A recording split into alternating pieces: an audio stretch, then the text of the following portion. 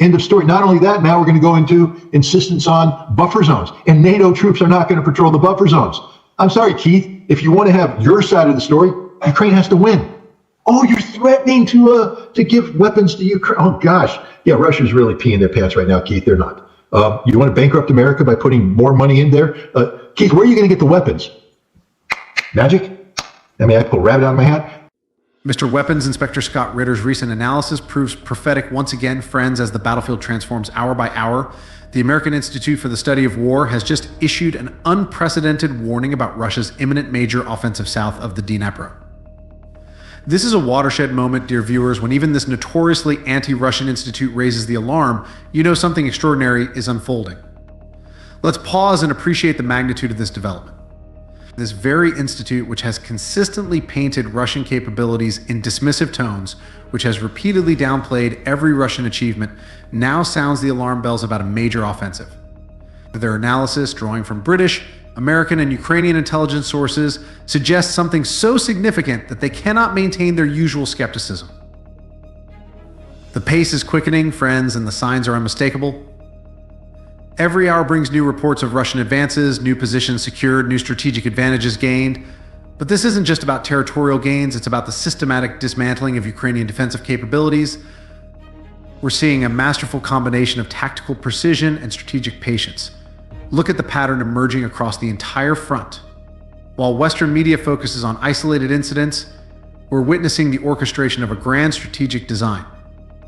Russian forces are simultaneously pressing multiple points, each advance carefully calculated, each movement part of a larger symphony. The coordination between different army groups is nothing short of brilliant. And here's what makes this moment truly historic. We're not just seeing military movements, we're witnessing the culmination of months of careful preparation. The reduction in UAV strikes, the strategic repositioning of forces, the methodical degradation of Ukrainian capabilities, it's all coming together in a way that even Western analysts can no longer deny. Just in the past week, we've seen increased activity across all sectors from Sumy to Zaporizhzhia. The Russian command has masterfully maintained operational security while positioning their forces for what could be the defining phase of this conflict. This isn't just another day in the special military operation, friends, we're witnessing the prelude to something extraordinary. And speaking of extraordinary, let's examine the masterful chess moves unfolding in the north, where Russian forces are positioning themselves for what could be a decisive thrust. Ladies and gentlemen, witness the brilliance of Russian tactical planning. In just the past 24 hours, Belarus has closed its airspace over the Kiev region, but that's just the beginning. This isn't some routine military exercise, this is the careful positioning of pieces on a grand chessboard. Remember those 4 villages Russia secured along the U-shaped river near Chernihiv? That wasn't a probe that was establishing a springboard. Look carefully at the positioning, these aren't random settlements. Each village sits at a crucial tactical point, creating a perfect staging ground for future operations. The genius lies in the details, friends. These positions don't just threaten Ukrainian forces, they create an impossible defensive dilemma. Ukraine must either commit significant forces to counter this threat or risk leaving their northern approaches exposed. Either way, they're playing into Russia's hands.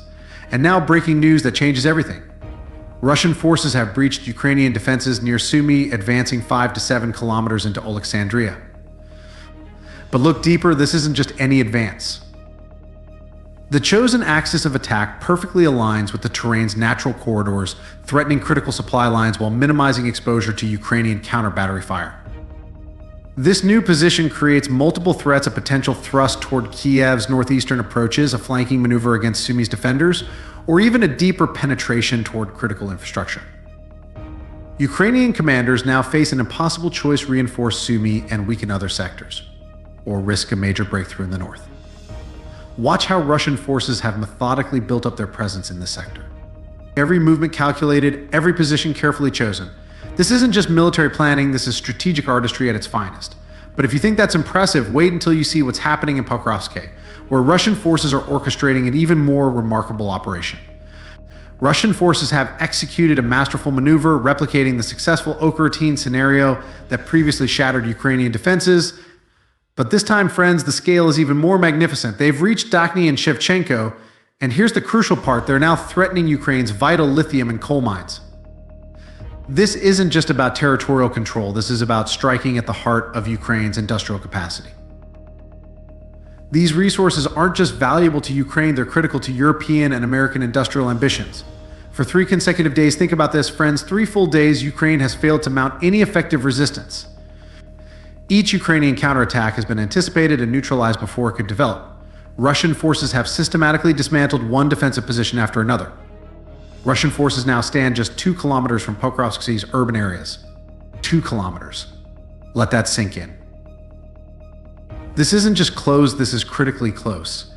Every hour brings new reports of Ukrainian units struggling to maintain their positions, of commanders desperately trying to plug gaps in their defenses. Look at the terrain, look at the positioning.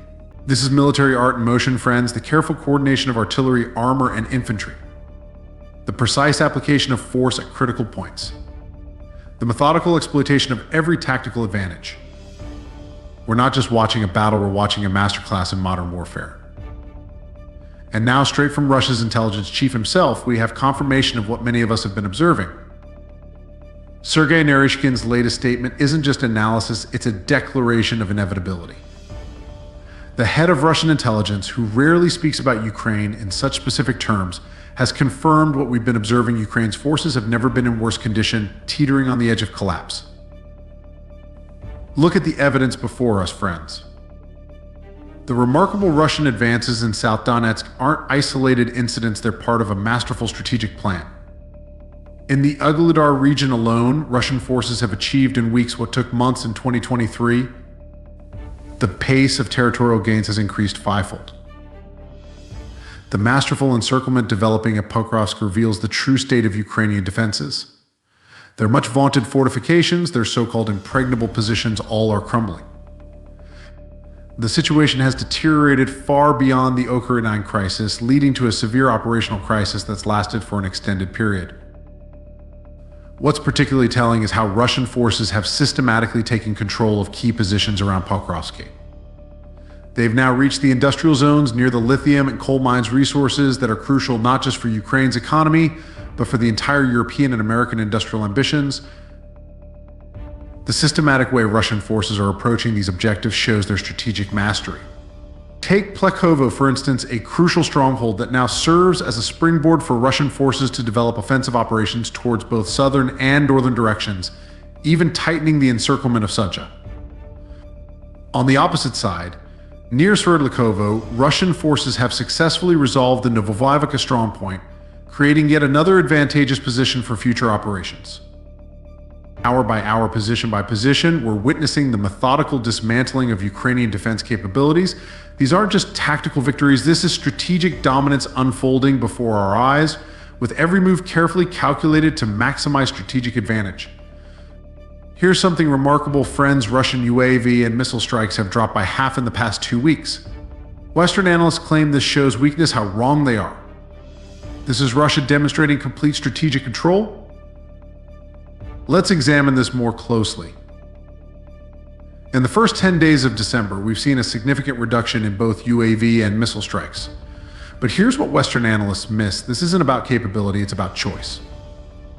Russia's military production is now entirely domestic, completely independent of external suppliers like Iran. Consider the facts: there have been no Ukrainian successful strikes on Russian production facilities that could explain this reduction. No supply chain disruptions. No technological setbacks. Remember, friends, missiles and UAVs have always been Russia's top priority in production.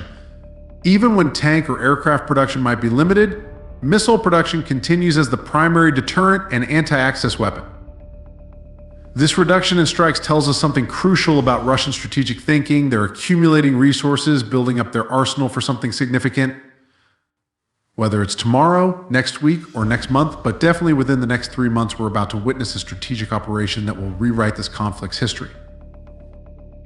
Look at the pattern: reduced strikes, increased ground success, systematic degradation of Ukrainian capabilities, all while maintaining full production capacity and strategic initiative. This isn't weakness, this is the calm before the storm. And remember, when Russia accumulates resources like this, it's never without purpose. They're preparing for operations on a scale that will require massive tactical weapon reserves, particularly in UAVs and missiles. Breaking news from Moscow. The Russian Supreme Court has just released a detailed documentation of Ukrainian actions in the Kursk region. Every detail meticulously recorded, from livestock losses to civilian casualties, from destroyed homes to alleged torture facilities. This isn't just legal procedure, friends. This is Russia establishing the groundwork for justice.